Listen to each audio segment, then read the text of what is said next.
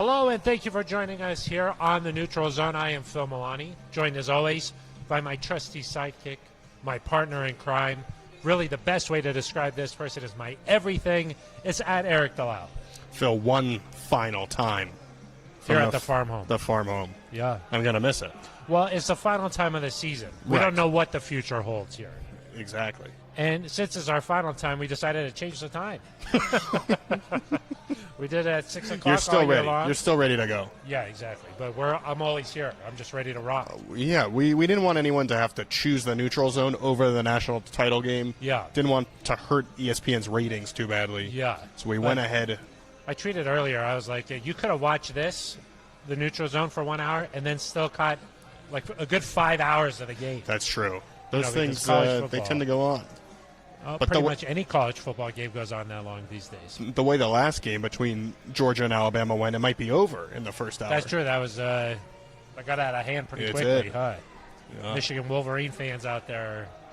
I meant the SEC championship. Oh, the last time these two teams played. Oh, yeah, that too. Yeah. What do you think about the college champ? We're going off on a little bit of a side here, but we're also going to talk about college football this week. What do you think about it on a Monday? You know. Well, when else would you do it? I'm saying like maybe earlier. Oh. This Monday tends to be dominated by the NFL. This is the Black Monday in the NFL. A lot of coaching changes, GM changes all around the league, sort of dominating the headlines. It wasn't until this afternoon I was like, oh, I think the national championship game is today. Yeah, something for them to think about. It's the first year that it's like that, of course, because you had the semi around New Year's. This is the first year with Week 18 in the NFL. Yeah, that's true. So kind of a new schedule. When I think college bowl game, I think New Year's. Yeah. That's when I would like to see the championship game. Takes a little bit longer. I like the playoff, but I just wish it was a little bit. Maybe after the semis, maybe you just line it up and play again the same night. Just run it back. Yeah. Just like you're playing a little rec ball down at the YMCA. Yeah, you're tearing it up. Exactly, yeah. I've seen you down there, right? Yeah. They call you what, the fat sloppy boy or something like that? I wish they would call me that. Yeah. That's a little Jokic reference. Yeah, in case, not actually. Maybe some Broncos. Not insulting, Phil. That's a compliment these days, I think. We've got off to a rough start here, but we're supposed to be talking about the Broncos coaching search, Eric. Let's do it. After 3 years, the Broncos decided to move on from Vic Fangio on Sunday. The Broncos wrapped up the season not quite how they had hoped. They were in position to maybe make a run for the playoffs, but instead 4 consecutive losses to wrap up the season. That means for the 5th year in a row, a losing record. For the 6th year in a row, the Broncos on the outside of the playoffs. So they decided to make the coaching change, and we're going to break down pretty much all things about where the Broncos might be going forward here. That's right. You know, it's a tough decision. Obviously, George Payton, you could tell how much he respected Vic Fangio, called him the best coach he's ever been around, praised his work ethic, his football mind. But Vic Fangio said it too. When you go 3 consecutive years with a losing season, without being able to get to the postseason, it's just not good enough. And so the Broncos clearly, George Payton said he thought it was the best thing to turn the page here and move forward. He was asked directly, Phil, if the Broncos had won against the Chiefs, what would have happened? He didn't want to get into that. Didn't go into that. Yeah. It is interesting to consider, though. You think that one game maybe could have? I don't think so. Yeah. Vic Fangio coached 49 games over 3 seasons. If you're letting one game is decide, not going to determine things. Yeah. I will say a lot of people are saying, wow, he didn't get a fair shot here. 3 years, that's just so fast. But that is life in the NFL. You know what I mean? The Broncos unable to find like a lot of success on the offensive side of the ball during Fangio's tenure here. People are saying he never really had the quarterback to really have that success. I think that that's true. I think that there's been a lot of talk about the quarterbacks that Vic Fangio has had. Joe Flacco, Brandon Allen, Drew Lock, Jeff Driscoll, Brett Rippon, of course this year Teddy Bridgewater. You're not talking about like franchise guys there, so you're thinking maybe it just wasn't working out on the offensive side of the ball. But that is reality in the NFL, that when you're the head coach, you're in charge of everything. Yeah. You know, and while Vic was a defensive-minded head coach, but he was ultimately the head coach, and the team just not good enough during his 3-year stretch. Yeah, I mean, the quarterback situation is unfortunate. You know, you wish that you had a Patrick Mahomes, a Justin Herbert, that type of guy. The Broncos don't right now, but there are a couple of teams that can win without those. And, you know, had Teddy Bridgewater stayed healthy, who knows what can happen. But yeah. You're right, Phil. At the end of the day, it's a results business. People don't care. I think Vic Fangio said it before he was dismissed. He said, they don't draw pictures. There's just a W and there's an L. Oh. They don't draw pictures with each game. You don't get Ted this. Swanson draws pictures. That's true, but Vic Fangio doesn't draw pictures. That's true. There's nothing there about, you know, the Broncos were missing this many guys due to COVID, or they didn't get great quarterback play, or there were 3 fumble returns for touchdowns. I mean, that stuff doesn't get included at the end of the day. The bottom line is your wins and losses, and the Broncos, would it help to get a good quarterback? Of course, that's got to be a priority moving forward. But I also think, as George Paton has said, they need somebody to come in and be that leader.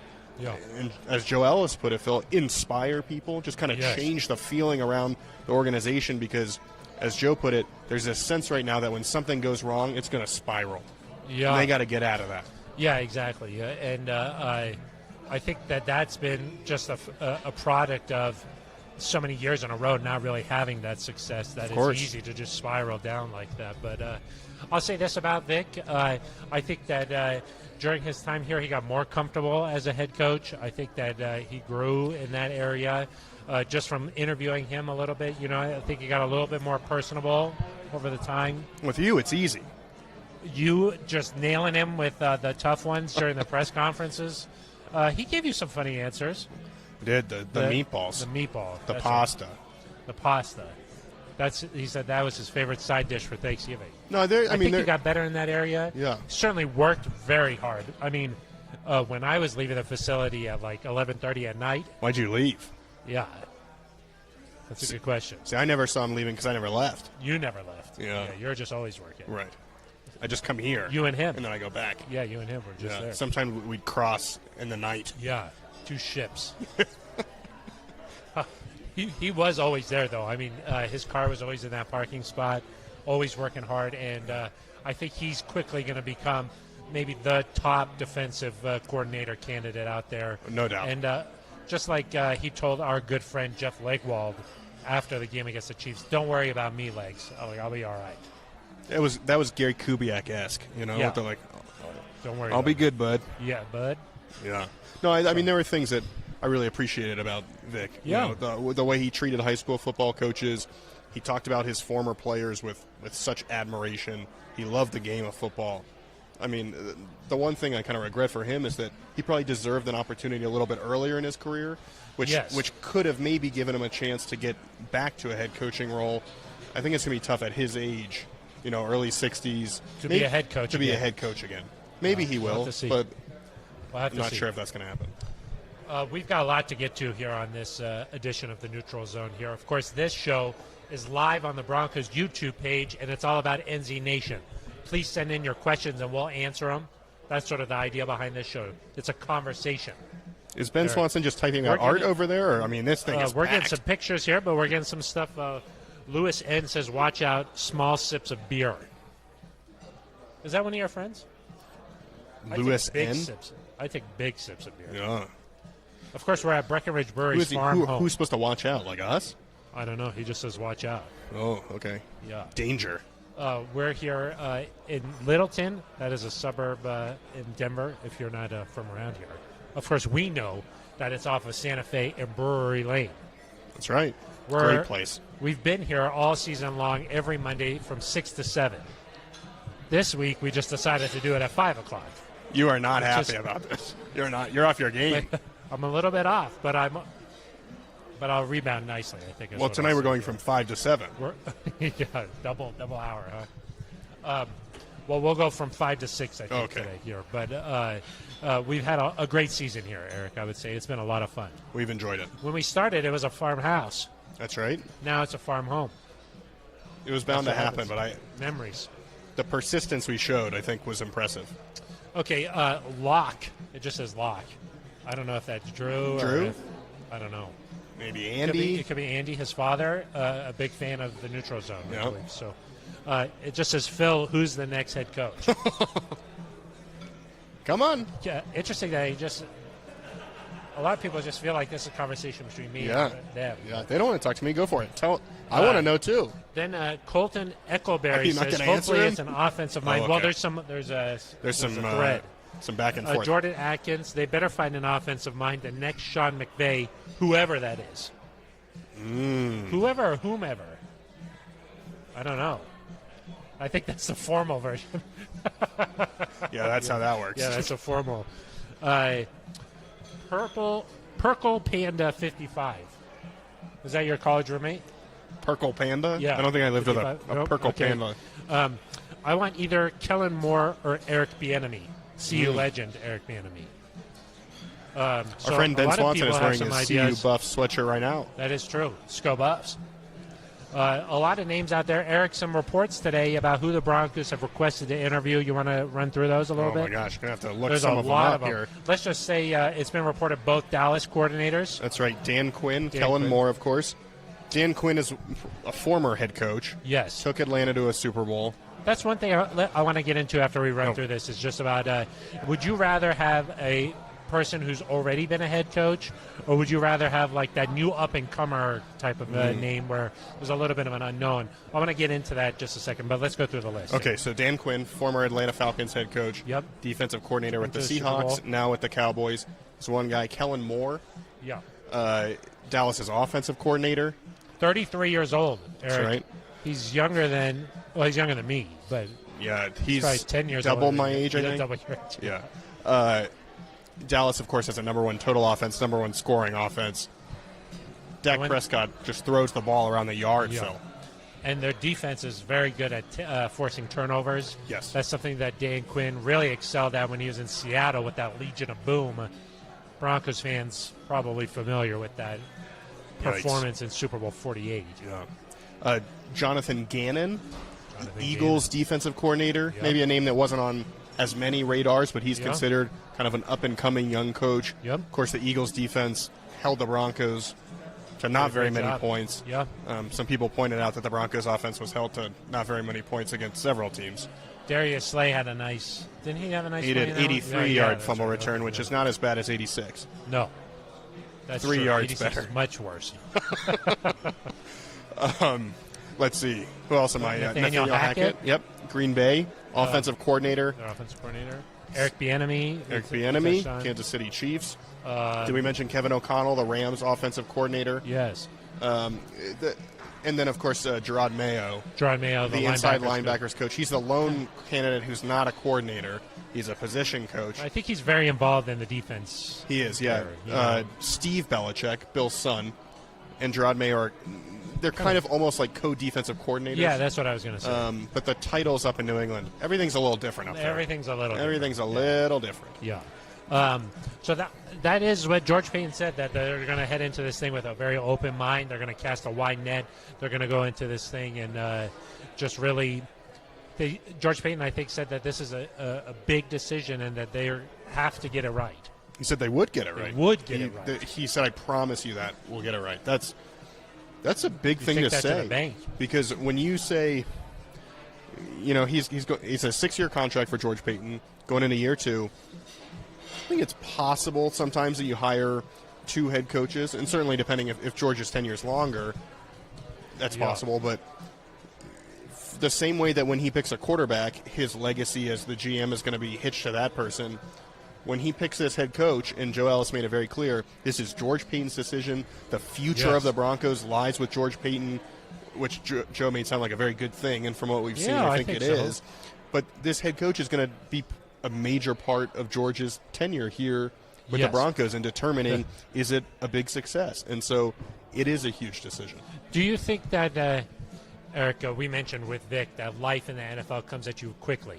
Comes at you fast. It comes at you fast. 3 years, boom. That's awesome. Would you say if you don't stop and look around every once in a while, you might miss it? Yeah, you guys smell the roses. Yeah. You got to just take a second once in a while. I was going to ask you, though, do you think that for a guy like George Payton, life can come at fast with him too? You want to go through this journey with your own guys. Do you think there's some of that there? Because he did mention that he has a lot of respect for Vic Fangio.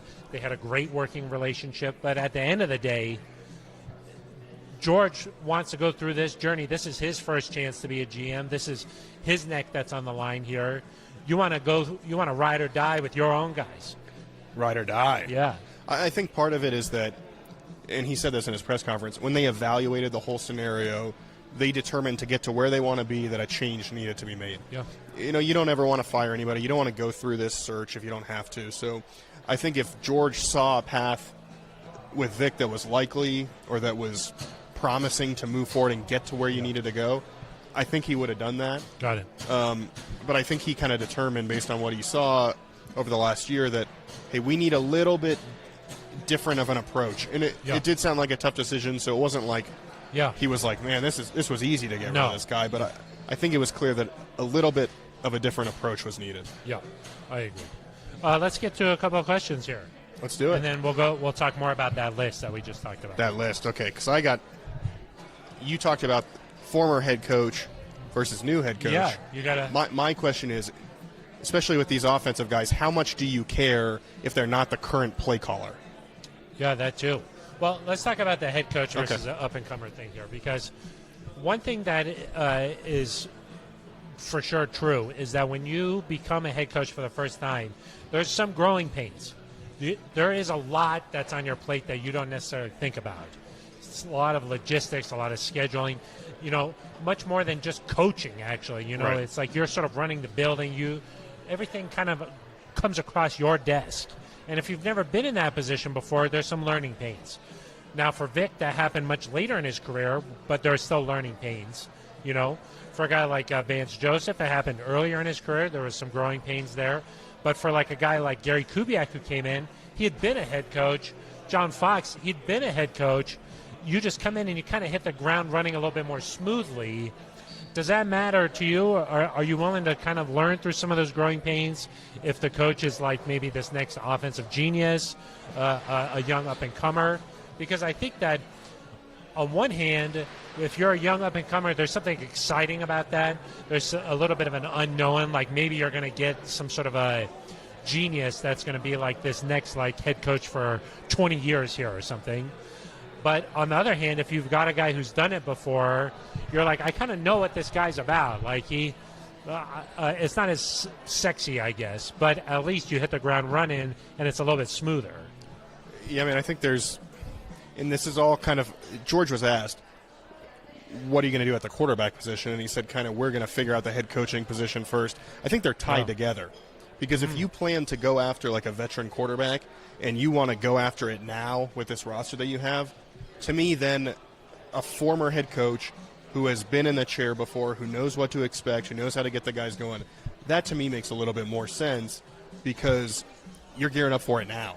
Kind of like when John Fox was here, right. Peyton Manning, that was a big draw for him. Well, and then even, John Fox and the Broncos part ways. Of course, after 2014, the Broncos go to Gary Kubiak. They don't take a chance with a new head coach with that sort of roster, with that sort of quarterback. If George has looked at this and said, maybe we're not going to get this veteran, or maybe it's a pipe dream. And let's be clear, Russell Wilson and Aaron Rodgers are those big names out there. There are other veteran options you could get too, of course, that would kind of be like a win now type of move. Yes. But if you decide, hey, a rookie quarterback this year, or maybe we don't like this class, we're going to wait till next year. If you're doing that, then maybe a younger coach.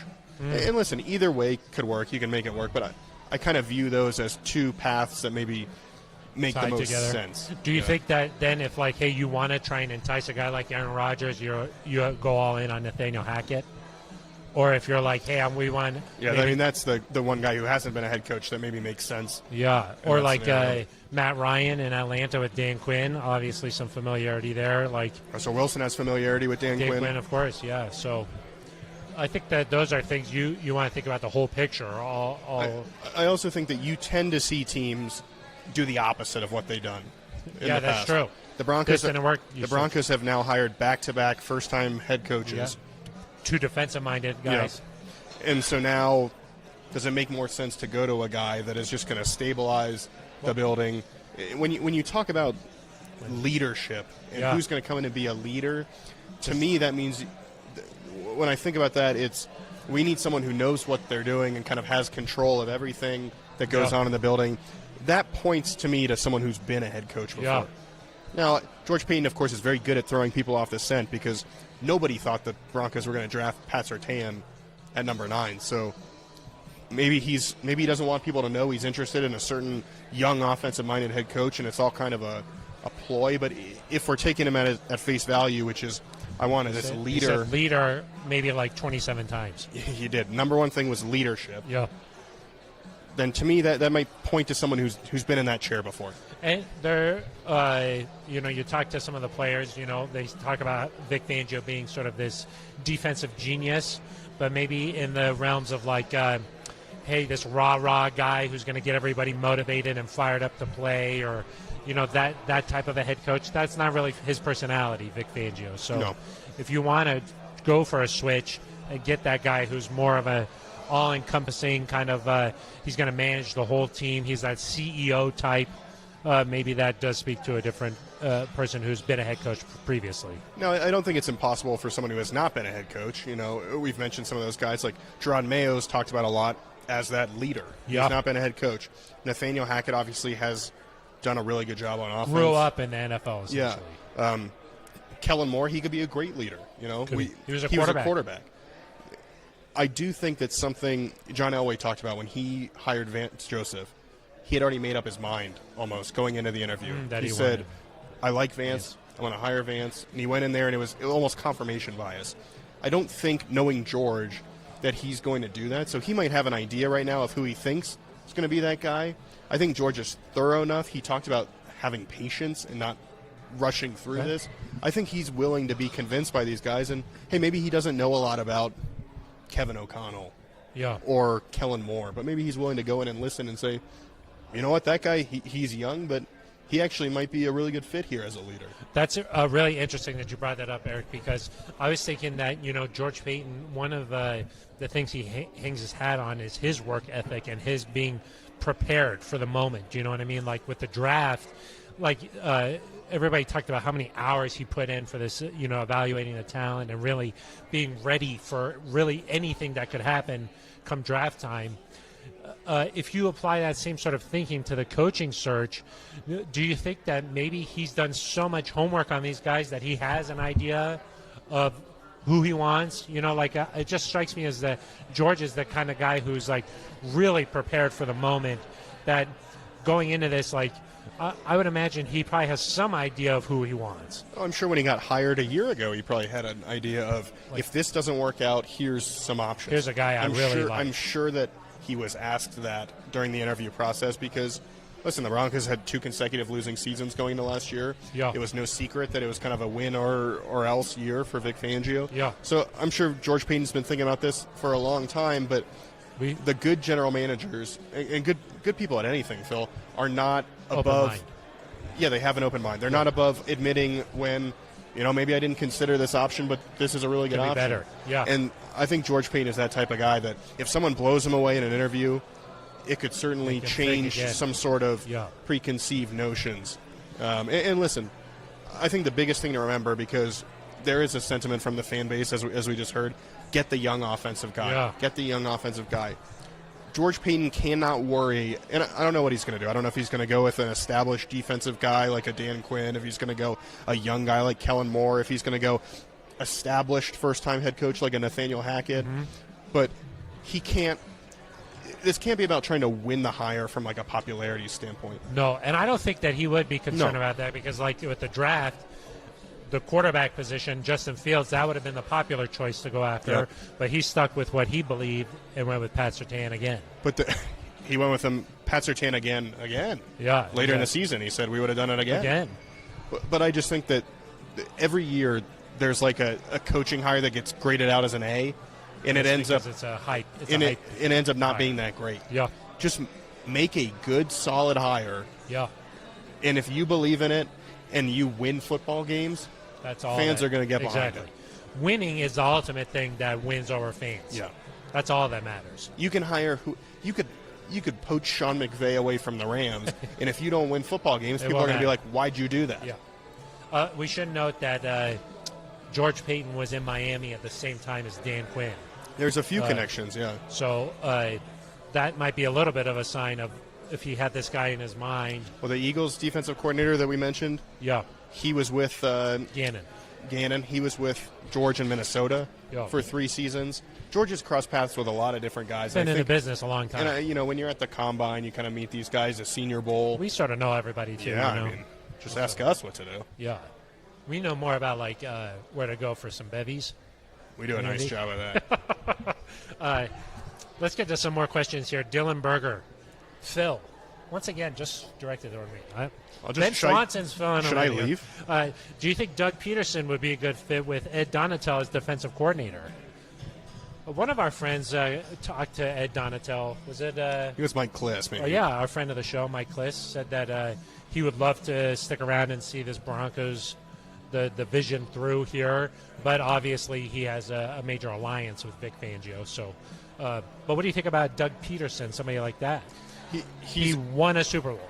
He did win a Super Bowl. Yep. He's kind of that option if you want to go former head coach on the offensive side of the ball. He's almost like the opposite of, not the opposite, but like the other side of Dan Quinn. Like Dan Quinn is the former head coach on the defensive side of the ball. Doug Peterson's on the offensive side of the ball. Yep. Like you mentioned, Doug, he did win the Super Bowl. Dan just got to the Super Bowl. Dan did win, though, with the Seahawks as the DC. Right, of course. As the DC. Something to consider with Doug Peterson, I think, is just that their success there is really good for 1 year. He had Frank Reich there, who's now, of course, Indianapolis' head coach. So you wonder, and then things kind of fell off there. But you could say the same thing. In Atlanta, Dan Quinn had success for a couple of seasons, and then Kyle Shanahan left, and it wasn't as good. Yeah. And so you've got to figure out, hey, what about their success was them?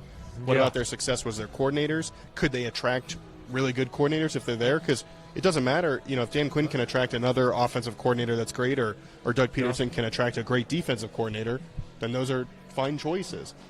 I think with both of those guys, you've got to be able to separate their leadership abilities and what they do as a head coach from kind of the rest of it. And the one thing I'd ask about if I were George Payton is, with Doug Peterson, things didn't end great in Philadelphia. Like, Dan Quinn parted on some, not great terms. He was fired in the middle of the year, but he started a 2020 season 0-5, and then got. But when he got dismissed, it was a lot of respect for Dan Quinn. Yeah, but yeah. There was some friction in Philadelphia at the end. That's more the Philly way, though. Anyway. Yeah, that's true. A little bit of friction. So, you want some of that. With Ed Donatel, I don't know if defensive coordinator still is where he would fit. He didn't call plays, of course. Yep. At least the last 11 years with Vic. Yeah. And so I don't know if you want maybe a Gerard Mayo, maybe you interview him and you say, hey, come be our defensive coordinator. I mean, there's going to be some options out there. Yeah. Mike Zimmer, of course, has a natural George Payton connection, though the things that were said about Mike Zimmer coming out today are not great either. I would ask some of these guys, Doug Peterson, if they request to interview him, Dan Quinn in their interview, I would just say, what did you learn that first time around that you could improve upon this second time around? Because I do think there are growing pains. So what did you learn that's going to make you better this time around? And listen, Doug Peterson was part of that group, I believe, that found Carson Wentz, went and won a Super Bowl. Yeah. A lot of teams. Right. Yeah. But Carson Wentz was going to have an MVP season that year. He was having it. They ran out of fireworks in Philadelphia when the Broncos played Carson Wentz. Don't remember that? I would say that if you could get back and win a Super Bowl and then you fired a coach 3 years later, Broncos would take that. I'd take that right now. Of course, yeah. So we're talking about things kind of went downhill. A lot of coaches never get to that peak. The Eagles are back in the playoffs again. Yeah. So, Jim Martinez to Eric and Phil. Thanks, Jim. Yeah. Which one has a better chance of making us better on offense? Nathaniel Hackett, Eric Bieniemy, or Kellen Moore? So here's a good chance to talk about what I was saying before is, do you care about play calling? Okay. Nathaniel Hackett does not call the plays. Eric Bieniemy does not call the plays. Eric Bieniemy relays the plays, which is our friend Mike Kliss, I think, made of a little confused. Andy Reid talks on the headset to Eric Bieniemy, and then Eric Bieniemy relays those play calls to Patrick Mahomes. Kind of like when the Broncos had Garrett Kubiak. Garrett Kubiak called the play. Greg Knapp relayed the play to Peyton Manning's Yes. headset. And I'm sure now it is worth saying during the week, of course, game planning, being around the quarterbacks, that sort of thing. There's a ton of work that's being done by Nathaniel Hackett, by Eric Bieniemy. I'm sure even on game day there's collaboration at times for the play calling. Hey, what do you want to do here? Halftime adjustments. What do you think in this that situation? kind of But in terms of the flow of the game, those guys are not calling a plays. Kellen Moore is calling a plays. Yeah. It's interesting. It's something to think about because Kellen Moore can do it. I think Nathaniel Hackett, I may be wrong, I think he did call plays in Jacksonville. He did, yeah. He did. So he does with have Blake Bortles, and yeah. he took Blake Bortles to an AFC championship. Yeah. So he does have that experience. He just hasn't done it in Green Bay. Right. I just think with those guys, and less so Hackett, you're doing a little bit of projecting. Yes. And listen, Eric Bieniemy could come to Denver, or Nathaniel Hackett could come to Denver, and they could say, we're still not going to call plays. We're going to be in charge of the overall offensive vision. That's true. And we're going to hire another offensive coordinator. We're going to bring our quarterbacks coach with us, and we're going to make, Mike Kafka is the Chiefs quarterbacks coach. Of course, you know him. Of course I do. Former Northwestern Wildcat. Cats guy. Big Cats guy. Don't know if he's a cat guy, but he's a Cats guy. Erica, one thing I was going to say about all three of those guys is they've been attached to a big quarterback. So you wonder how much of the success Blake Bortles. Nathaniel Hackett works with a guy. You might have heard of him, Aaron Rodgers. Jordan Love? No. I think he works with Jordan Love, too. But I'm talking about Aaron Rodgers. Got it. You're right. It's very Dak hard. Prescott, Patty Mahomes. Patrick. Showtime. Yeah. Did you see that Jackson Mahomes? He misspelled his his own last name. Yeah. That's tremendous content. I think I've seen you dancing like that, though, before. Is that? Yeah, I'm like. Yeah. Well, that was post-game, right? That you were like, hey, get a shot of me. Yeah. I was like, no. And I put my last name, there's just like one L, and then like. Yeah. Yeah, it was confusing. It's like a missing I. Yeah. Actually, I think you had Eric, but it was with an E. How do you. Yeah. How do you. Did you not look at the jacket before you put it on? You know what might have confused him is it was the button.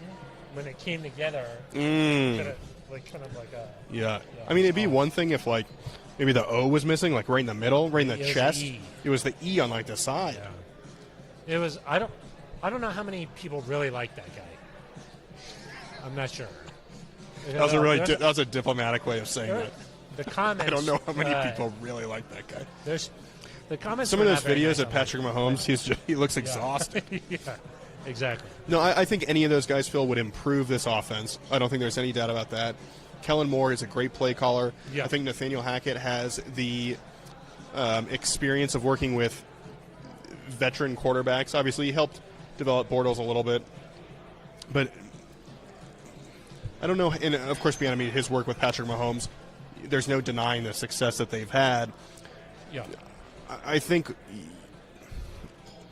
again, I almost wonder, like, who is the right fit? And George Payton has to decide this. Who's the right fit if we want to go with a rookie? Who's the right fit if we want to go with a veteran guy? But any of those guys would help you take a step forward. But you got to think about this as a whole piece. Like, if, let's just say, Eric Bieniemy is your head coach.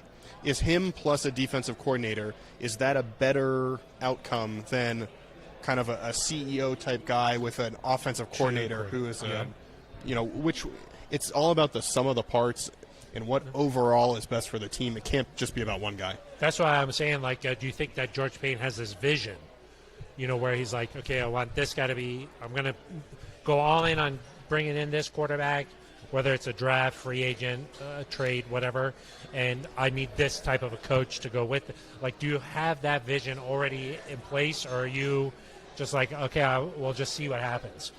Well, I think I think you want to hear what these coaches say, what's their vision, and you want to see, does it mesh with yours? Because the GM and coach have to work well together. If you have different visions and the coach you bring in is only comfortable working with a veteran, and you say, well, there's a really good chance we might have to draft a young quarterback, it's not going to work. Yeah. If you bring in someone who says, I just want to develop a young quarterback, and you're set on trading or signing somebody, it's not going to work either. So you have to make sure those visions are aligned. I do think that George probably has some sort of plan, and knowing him, that's right. There's option A, and then there's option B, C, D, E, because it's one thing to be able to adjust on the flow. It's one thing to be able to be like, I want this coach, and put all your eggs in that basket, because chances are you can get that guy. Yeah. With a quarterback, with any player in the draft, you can't do that. There's too many scenarios that can play out. If you're all in on trading for one quarterback, and that team just says no, or he goes somewhere else, and you have no backup plan, you're in a bad spot. And I don't believe, based on what I've seen from George Paton, that he would put himself in that position. Eric, I have some information here that you might be shocked to learn. Okay. Ben Swanson is actually being productive right now. No. That's the information. He's drawing a picture? He says that while we've been on the air here, Tom Pelissero of NFL Network, he's from the League's Network. Okay. From the League's Network here. Broncos have requested an interview with Lions defensive coordinator Aaron Glenn. Oh. Aaron Glenn, a longtime NFL defensive back. Worked in New Orleans, knows Dan Campbell from his time there, and is now with the Detroit Lions. How much experience? I'm not super familiar with Aaron Glenn. I don't believe a lot, but you know what I would say is one of the nice things about the names that we've talked about, a lot of minorities as part of this list, which is a good thing to see. Yeah, I mean, I think you want to bring people with diverse experiences, because that's only going to help you improve. George. A lot of people are saying, "Oh, like you're only interviewing like Gerard Mayo to like satisfy the Rooney Rule." I don't think that is the case. Right. And this year, you have to interview 2 minority candidates as part of the Rooney Rule, but clearly that's not the case here. And no, I mean, George Paton wants to find the best coach he can. Yes. But yes, it is good to see that they're not doing the bare minimum. Yeah, exactly. So, and I will say, when you look back to, I don't quite remember. I feel like it was a long time ago. I don't remember exactly how the Vance Joseph search went, but I remember Kyle Shanahan was interviewed, Vance Joseph, Dave Tobe. Dave Tobe was those were like the three. Those were the kind of the 3 big ones. Guys. Yeah. But with the Vic Fangio search, they probably requested interviews with like 4 or 5. Brian Flores was part of that. But I think about 5 people. We're now up to, with this new edition, I think 8 requested interviews. It's a wide net. It's just clear that, we talk about George Paton's work ethic. This is another sign that he's going to fly across the country. He's going to go stop in all these different places. He's going to work tirelessly over the next couple of weeks to find the right person. And if he has to interview, we're at 8. There's no reports about Doug Peterson because you don't have to request to interview him. It's possible they interview him. Maybe you're interested in Brian Flores. You wouldn't have to request to interview him. I mean, they could legitimately do 10 interviews. Yeah. And to me, that speaks to some people give you lip service and say, "Oh, we're going to do our best to find the best candidate." This to me says he is doing what it takes to find somebody. And maybe he doesn't have a specific guy in mind, but he has the type of guy, like the characteristics that he's like, I want this. And then whenever he finds that, that'll be the guy. Well, and I think that you, in these interviews, even if you have no intention of hiring them, or maybe they're a long shot candidate, you got to learn. You can learn certain things. Yeah. You can kind of get a sense of, hey, this person has this characteristic that the candidate we really like doesn't have. How do we go about complementing or filling that void on our staff? I was going to say, do you think it's possible George Paton, he wants some Marriott points, so he's just like, let's get out to he's like, let's get on these United flights. Of course, United, yes. Yeah. And then Mileage Plus member George Paton, and he's like, let's get these airline miles. I got a feeling he might not be backing coach on a United flight. No, do you think? Probably not. He's looking for a coach, but he's probably not in coach. That was good, Eric. That was good. Should we sign off? That'll do it. Okay, here's some more comments. Pat Collins says Jim Harbaugh's name has been thrown out there for a lot of current openings. Do you think the best college head coach out there maybe making a switch, do you think that would be promising? Of course, Jim Harbaugh, a lot of success with the San Francisco 49ers. I don't know if Harbaugh is the answer here in Denver, just because you hear you hear George Paton talk about leadership. We should have signed off. Yeah. We had our chance. That was close. You hear George Paton talk about leadership. Jim Harbaugh clearly has a certain way to get teams to win football games, but you often hear about kind of the friction that follows. Ooh, yeah, that's true. There's friction in San Francisco. But how did you say it? He's got a way that he's got a way about him. That he likes to have his team win football games. Yeah. Is that what you said? Okay. Yeah. I mean, it took a while at Michigan. The interesting thing is that Jim Harbaugh is kind of rumored as a top Raiders candidate. I doubt the Raiders make a change now, right? And off to the playoffs. But you never know with Mark Davis. You never know. That's true. And Vic Fangio. Vic Fangio has been Jim Harbaugh's defensive coordinator twice. Of course, he spent 1 year at Stanford with Jim Harbaugh, right? And he was with the San Francisco 49ers and went to a Super Bowl with Jim Harbaugh. Oh. That's important. Yeah. Now, they would have to probably chat about Vic's remarks about John Harbaugh earlier this year. Oh, you think they have to, hey, you maybe come you Thanksgiving, Yeah, it's going to be a little awkward. Yeah, a little awkward. Yeah. I liked that. You like that. All right. It'll be interesting to see where Vic Fangio ends up as a defensive coordinator, because I would think he would want to go to a team that could win right away. Oh. I was thinking maybe like some sunny weather. Yeah, maybe like if Todd Bowles moves on. Also, maybe if there's like some nice Italian restaurants. Yeah, well, Tampa probably has some. Yeah. Oh, you think L.A. is that what you're suggesting? I don't know. I'm just saying there's just some. But I just like if Todd Bowles he could maybe fit in with Bruce Arians. But the interesting thing is, like if Dan Quinn were to go somewhere, whether it's Denver or elsewhere, he could be a natural fit in Dallas. But after the Dallas game, Vic also had some words of. You got to be careful what you say. All right. I don't think Vic's worried about that. No, he's not. Which I respect about him. Yeah. Officer Steven. Okay. That's your college roommate, right? I don't think so. Might be your guy. Steven Nelson in the house. Would there ever be a case for Mike Shanahan coming back? What about Wade Phillips? Wade Phillips liked a tweet I saw either yesterday or today. About the neutral zone? Not my tweet. But someone said, hey, Wade, are you ready to come back and be defensive coordinator? And he liked the tweet. He liked it. You never want to say never. I don't know with Wade. Mike Shanahan, I don't think is. He's like, take my name off the rafters. I'm going back to the sideline. The same way, like Gary Kubiak was mentioned in some articles as like a potential guy to call and see. Many articles are saying it. Yeah. Got it. But I wouldn't expect that. I think part of what fans enjoy is, hey, this worked before. Let's go back to it. Yeah. George Payton was kind of, for the first time in a long time, that new clean break toward something else. Different else, yeah. We don't know what's going to happen with all the ownership stuff. Yeah. But George Payton is a new GM. There's going to be a new head coach. There's nothing wrong with enjoying the past success of the franchise and saying Mike Shanahan was a great coach. Gary Kubiak was a great coach that could be in the Ring of Fame someday. Someday. And also saying, hey, let's get a fresh start and let's move forward. It's true. Maybe like within the next 10 years. Pat Collins says, where can fans weigh in and provide George Payton some feedback on what we want to see in a head coach? He thinks that this approach should be a little bit more democratic. What do you think about that? That's tremendous. Who said that? Yeah. This is Pat Collins. Pat Collins. You know? I wish I knew Pat Collins. It's a funny... I think that's Phil Collins' brother. Yeah. Pat could be a nice lady, too. That is true. Yeah. Patricia. Pat Summit. Patricia. Pat Collins also says, who should Broncos country root for in the playoffs? Okay, well, Pat, relax a little bit. You asked one entirely different question. Good questions. What was the first one? Where can fans weigh in? At Phil Milani, with a PH.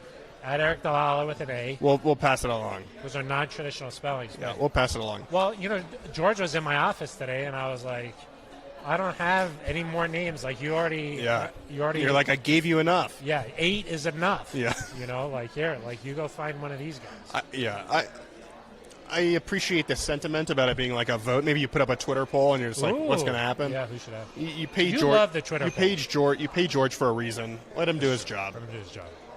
Okay, and then who should Broncos country be rooting for? That's interesting. I think we're big Joe Burrow fans. Yeah, we're in the AFC. I want to see Joe Burrow row. He likes to come over to Brewery Lane. Yeah. Burrow, that guy smokes a nice stogie. He does. Imagine Joe Burrow like during Super Bowl media week. He'd probably just tell some incredible stories. Oh my gosh, yeah, it would be good. Yeah. The confidence oozes out of him. Yeah. And they've shown they can beat the Chiefs. They have. Not many people have shown that they can do that. So what about on the NFC? Yeah, I'm sure a lot of Broncos fans want to root for Vaughn. That's true. The Rams given up a 17-point lead yesterday to the 49ers. It's true. Was that yesterday? It feels like months ago. You wouldn't think that a defense with all that talent would do who else is in the you got the 49ers. 49ers. You got the Eagles, Packers, sort of the that surprise Eagles, team. the Cowboys. Cowboys. Yeah, what do you think? Of course, Tom Brady. I think he could be going for his 17th Super Bowl. Yeah, that's right. Oh, I know what I wanted to ask you about. Talking about wins with the quarterback. George Payton brought that up. Wins. Yeah. What did you think about that? Ultimately, a quarterback needs to win games. Myself. I was like, no. Yeah. Okay. No, I mean, I agree with him from a standpoint of you got to score points. You got to win games, I think is what he's saying. You got to win games, but you got to score points to win games. The Broncos scored, 3 touchdowns against the Chiefs? Is that right? Yeah. They scored 3 touchdowns. They got the 2 with Drew's legs, and then they got the 1 with Melvin's legs. That's a good way to put it. Yeah. They scored 3 touchdowns there, but previously 13 points a game. I mean, if Drew put up 30 points, you'd be talking about this is an effective offense, and they won. Yeah, he'd be. It's a little bit different to talk about wins if the Broncos are putting up 35 and still losing, I think. In that situation, wins and points are closely correlated. Because if you end the game with more points, you win. You win. Yeah. And if you have the same number of points, you tie. That could have happened last night. Yeah, it was. Oh my gosh, it was almost Justin Herbert. I was at about halftime or like midway through the third quarter. I was like, man, maybe this guy isn't as good as we thought he was. Well, he was. I'll say this, Eric. The 2 touchdowns that the Raiders gave up, shocking. Shocking. The 4th down one where it was like 4th and 28. He converted 6 fourth downs. That was insane. And they were all like 3rd and long. The last drive was like and long. 19 plays. It was like the first 3 were just for fun, and then 4th down convert. It was 19 plays, and they went like 80 yards, and it took like a minute and a half. The Broncos went 20 plays against the Chiefs. Yeah. It took 11 and a half minutes. Yeah. And they didn't score. It was not a particularly productive drive. Efficient. It was productive. It was not efficient. That's what I should say. Tom Agnetti.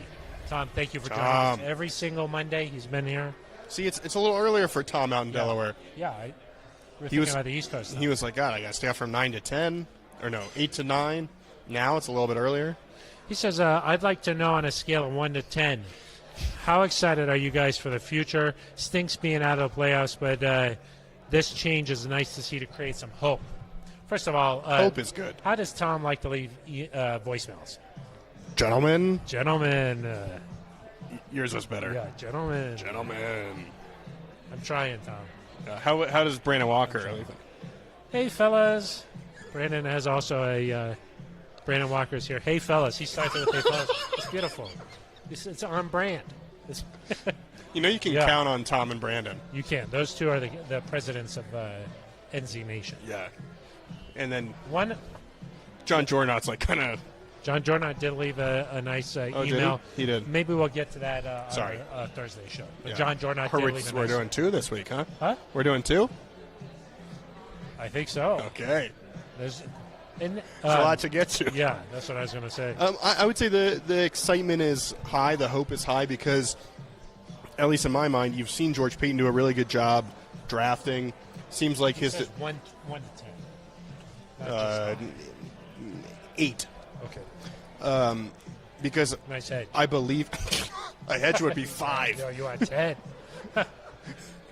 You're at a 10? You're at a 10? Yeah, yes, I am. Perfect. I stay at a 10, so I don't have to get to 10. I think George has made a lot of good decisions, and so I'm excited to see who he picks as head coach. I believe in that choice. And then I also believe going forward that he's going to do something at quarterback that puts the Broncos back in position to succeed. The only reason it's at an 8 is because you still got to go do that at the quarterback position. No one's going to give that to you. It's going to be difficult. There's a possibility your first choice could not work out. So that's the only reason why I hedged. It's a lot like the backup quarterback. It's sort of like the unknown is there's some optimism with an unknown. Yeah, but you're at a 10. You're ready to go. I know, because I know what's going to happen. Someone asked you that earlier. They said Phil, and you didn't even answer him. This account is Killer 35 Durant. Maybe a Nets fan, basketball fan, maybe a Thunder fan, George maybe Stoyan, a Warriors fan. You're really unclear here. It says Eric, Texas fan. It says Eric is the worst Broncos analyst I've ever seen. No emotion, never right, pessimistic. The 8 is not pessimistic. It's a hedge. I'll say Chris Fitzgerald, though, backs it up and says, I could see Eric as a coach one day, seems to know his X's and O's. These people are... Thanks, Chris. Those are... Who was the first person who was so rude? Killer 35 Durant. Killer. How could I forget? Yeah. Maybe you should go back to watching basketball. Ooh. Yeah. Wow. Chris Fitzgerald, at Eric, at Phil. Thank you. Non-traditional spellings right there. Do you guys have any fun off-season plans now that the season's over and the Broncos are out early? What will you do on Monday nights? I'll be back here. Yeah, we're just not doing the show. Yeah, the camera's off. We still sit here in the same thing. We set the Broncos. backdrop up a little bit. That's because we need the attention. Yeah, we're like, look at us. Yeah, look at me. Talk about the Broncos. There's really not as much of an off season as people would think. Yeah. You know, the Broncos are not in the playoffs, but there's a coaching search that I would think would take the next 2 to 3 weeks. Yep. And there's the Senior Bowl and the Pro Bowl.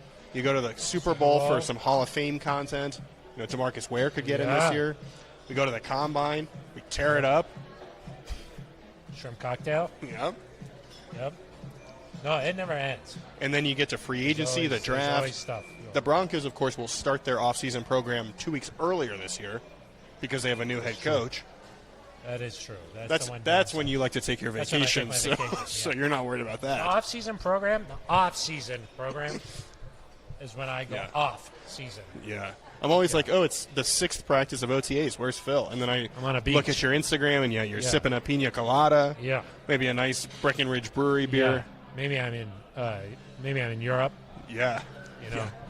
Maybe a pandemic starts. Tom Magnetti, gentlemen, it's because of the quarter zips. I didn't realize that, but now that I think of it, you're right. Yeah. You have an interesting quarter zip right there because it folds over a little bit. A little fold over. Yeah. It's part of the collection. You're revolutionizing the quarter zip. Yeah. No. I've got my athletic quarter zip athletic on. one on. Athleisure. Yeah, exactly. Eric is actually potentially a great NFL head coach, scout, honestly. Who said that? C. Thomas. Aaron Gonzalez, both of you guys should actually be coaches like FR. Yeah, for real. For real. 2 FRs or just one? No, just the one. Oh, okay. Yeah, so maybe it's not true. You, Phil, once back in the day suggested that you could be put on the sideline on game day and do a nice job as head coach. That is not entirely accurate. I said that if you don't call plays. Yeah. Okay, if you don't call plays on the sideline. Just timeouts. Just timeouts and challenge flags and like whether or not to go for 4th down. Yeah. I think that I could do a nice job. Yeah. I won't say anything more than that. That's all I'll say. That's all I'm going to say there. Jim Martinez, do you guys still have NZ Nation stickers? Of course we do. Do we still have stickers? Yes, of course we do. Yeah. The post office. Yeah, Staff don't blame it on our lovely postal workers. That's your fault. Brandon Walker, hey fellas, what did you guys make of the ability to get the run game going after a tough start? Brandon's like, let's get back to the game. Brandon's like, enough nonsense. Yeah, enough of and this somewhere nonsense. Rick Owens is like, what are your thoughts on Melvin and his continued fumbling issues? Okay, I don't think that was on Melvin. The exchange was not fully clean. Melvin Ingram, his former teammate with the Chargers, was like in the middle of all of it. He got there very quickly, Eric. But it does seem to happen, you know, with Melvin. Chris Fitzgerald chimes in. Phil would suck as a head coach, let's be honest. Can you say that word on there? Suck? Yeah. Yeah. Yeah, I think you can. Okay. It's just YouTube. Going back to the running game, I think it was good that the Broncos got it going. I'm rattled. Yeah, sorry. Good that the Broncos got it going. Yeah. Melvin had a great game. Yes. The fumble, not entirely on him. You'd still like to see him somehow hold on to the ball because it just adds to that narrative, which is not great. Yeah. But, you know what? He seemed less sure at the end of the year about his future than he did halfway through or at the beginning of the year.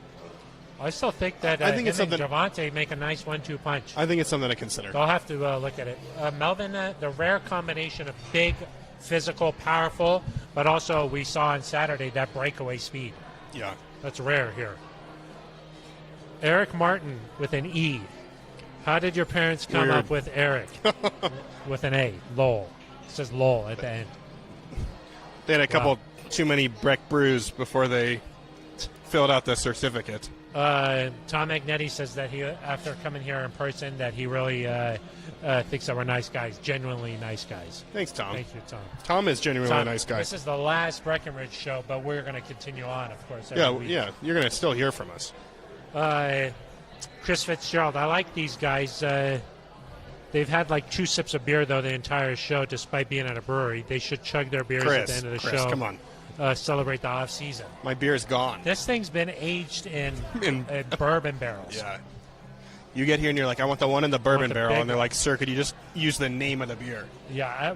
I'm like, do you guys have the bourbon here? And yeah. Like, no. Phil, I do, if I could interrupt. Yeah. I do want to give a shout out to a new emailer, Mary Hanley. Oh, yeah. She submitted a resume for the Very Broncos nice. Yeah, head do you want to coaching read job. the resume? Yeah, I do. Maybe read one more. Oh, I wasn't yeah, quite okay, sorry. I sorry. wasn't ready for that. Chris Fitzgerald, which head coaching vacancy in the league do you think is the most attractive? That's a good question. I think the Dolphins is attractive. You have a young quarterback in place in Tua that could be good. He's shown some signs. The Raiders will be an attractive vacancy.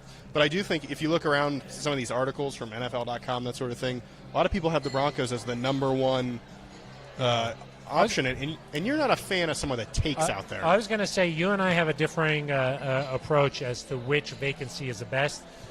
For me as a head coach, I like to think more of franchise, like the respectability of the franchise, how they treat their employees, what the that's what I'm saying. I mean, different franchises have different reputations out there. You know what I mean? Yep. And I'd like to think about more in that way. You like to think more current, like players, that kind of thing. You like to think more specifically like that. I like to think more of like the reputation of the organization. So, like, to me, some organizations have really strong reputation. I'd say the Broncos are right there at the top. I would say like an organization like the Vikings, a long tradition there with the Wilf family of treating their employees really well, like just a classy organization. I think that you saw Teddy Bridgewater say something about the Broncos last week. He just said that everything's been first class here. You know, you saw Vic Fangio put out a statement talking about the organization. Those things, to me, matter. And that's why I think this Broncos job is like a really desirable job. Other people out there think very much, oh, this division, it's going to be tough with Mahomes and Herbert. That's true, but I rather work for an organization that has this strong reputation. Yeah, and I said if you have a franchise quarterback in place, like that's important. And you're like, but do they get free meals in the cafeteria? That's important to me. Okay, so Mary Hanley wrote and said she was applying to be the Broncos head coach, confident that an outside perspective will lead the Broncos to a 20-0 record. That's like the mission statement? Yeah, offered to interview live on the podcast, maybe next time. Some highlights from the resume, Phil. 0 wins, 0 losses, Yeah, I think I remember. Yeah, 0 losses, stuck fewer out. than Broncos. That's tough. That's Played one Powder Puff football game in 2011. She says her relevant skills include looking stern behind a clipboard. So she's Ooh, never done it, but that's thinks big. it looks easy. What about podium game? Anything about that? Because that is important. Media relations. Nothing about that. She does say that she markets to brokers, and brokers like golf, and golf like football as a sport. That's true. All of those things are true. Yeah. And then it says she's an occasional neutral zone listener, which is one of her sports hobbies. It is, because we bring it. It's very intense, like the Yeah. watching. I would not just like relax and watch the neutral zone. You got to be like So engaged here. If anyone else wants to send a resume in, try to be more creative than Mary, you can send it to neutralzoneshow@gmail.com. Phil, we'll pass them along. I mean, they're interviewing 10 people. George, I just told you he was in my office. We interviewed 10 people. They might as well interview, what was it, Mary Hanley? That is very creative. Yeah. I appreciate that, Mary. Might print that out and put it on our wall in the office. Yes. Chris Fitzgerald, who do you guys think are going to win? Who's going to win the Natty tonight? Oh, Bama's going to roll. Really? Yeah. I kind of like Georgia. No. Georgia, the number one team all season long. They lost by 30 points. That's what I. It hasn't started yet. Are you making sure that you're like, is Georgia losing yet? Okay, Tom Magnetti. Hello, fellas. Thank you so much for the in-depth Bronco analysis through the year. We're not going anywhere, Tom. We're going to be back here. Yep. We'll be back. We hope so. We printed this whole backdrop, Phil. It would almost be silly to not come back. Of course not. Yeah, we got to keep using that. Christopher Espinoza, Eric and Phil, the best insider duo. Thanks for the great time. Keep it on. Keep it on. Thank you very much. Eric Martin with an E. I've been watching you guys from the beginning. Pretty amazing journey. Hats off to you both. Broncos got this one right. Thank you very much, Eric. We'll see what happens with the coaching hire, but we got this right. Yeah, exactly. Do you think that a new head coach would be able to eliminate the neutral zone? Probably. I hope not. Probably. I hope not. If he's like, I don't like these two guys. Phil, that's impossible. I've been here now through 3 head coaches. Yeah. You've been here through 4, right? John Fox. Yeah. Gary Kubiak. Vance Joseph. Vic Fangio. We hang on for dear life. We do. We've hung on through a lot of quarterbacks. We've gone through a lot of quarterbacks. I hope that the next head coach and quarterback pairing, I hope they outlast me. Really? That would mean stability for the franchise. Oh. That's a long time. Metabale, you're going to do Mondays at the farm home through the off season. Unclear. Metabale, that's our guy. Yeah, of course. Unclear, Metabale. We'll have to see. We're kind of like Teddy Bridgewater. Our contract is up here. We'll have to see. Yeah. Hopefully they like. We made it a farm home. They made it a farm home. We'll be back. It's a nice place here. Let's see. C. Thomas. What are your guys' outlook for next season, honestly? Seems grim with needing a new head coach during a losing season. No. Teams with new head coaches. I mean, Nick Sirianni just took Philly to the playoffs. Sure. It always has. If I thought through the first type of situation. If I thought through, Brandon Staley, of course, did not get all the way to the playoffs, but the Chargers were better. Rich Bisaccia came in for the Raiders, took them to the playoffs. I mean, it's going to depend on the coach. It's going to depend on who plays the quarterback position. Phil, if they make a big move, I was thinking about this on the drive over here. This team could be on prime time 5 times next year. 7 times. I think there's a limit of like 5 or 6, right? I think 6 maybe, but with the new longer season, I think maybe you could do more. That's one of those Phil facts. Chris Fitzgerald, breaking news: Eric's leaving the Broncos. Never. Let's see here. Chris Fitzgerald, they should Metabale. No off season for Eric and Phil. There is no off season. No, we talked about that. We're still grinding here. Chris Fitzgerald, I'm surprised when they fire the coaching staff, there isn't also turnover in digital media department. Glad to see you guys are still employed, even if Vic is not. This guy's dialed in to know that it's called the digital media department. He does, yes. Brandon Walker, we need NZ Nation episodes through the playoffs. We'll be here. There'll still be them no matter what. Thursdays, generally. No matter what. No matter what. We do the Thursdays. And then Rip Watts, R.I.P. Dan Reeves. That's true. That's true. That's true. Is that everything, Ben? Kind of everything. It's 6:45. I think it's 6:07. I think it is time to wrap up the show. Our friend Roya Burton has fallen asleep over there. Yeah, we should say it takes a family to put this show up on the. It takes a village. Yeah, the village and the family. Yeah. Is that? Yeah, it takes a village to raise a baby. I'm saying it takes a family to put this show up on YouTube. Okay. You don't like that? I don't think it's really a saying, but it's okay. It is now.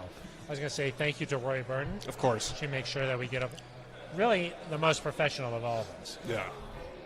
So we should say shout out to Roy. Ben Swanson.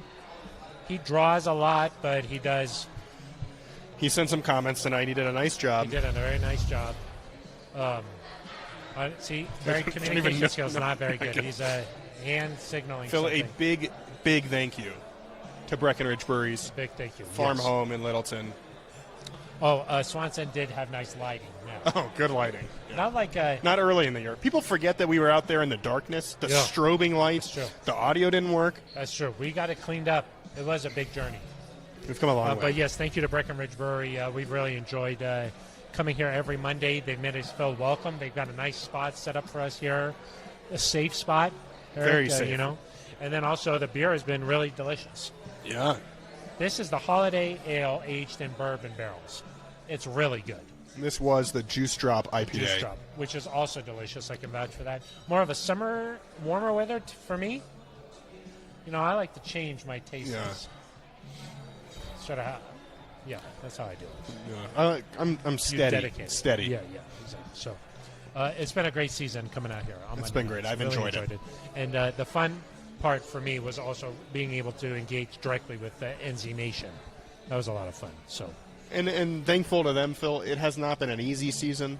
Broncos have lost some games. They've gone on some losing streaks.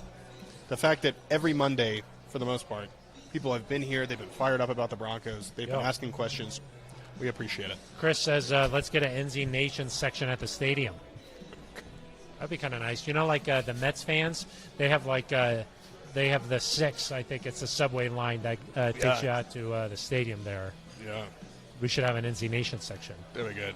It'd be nice. Maybe just stickers everywhere. They just shoot off stickers after touchdowns. Like a sticker cannon. During introductions, everyone would just shout, "Hello!" Oh, yeah, after each name. That could be kind of nice, Eric, I think. I just dropped my mask. Uh-oh. So, okay, I think it's time to sign off. I think so. So for one last final time here at Breckenridge Brewery's farm home in Littleton off of Santa Fe and Rory Lane. For Eric Dalala, I'm Phil Milani. You've been listening to The Neutral Zone.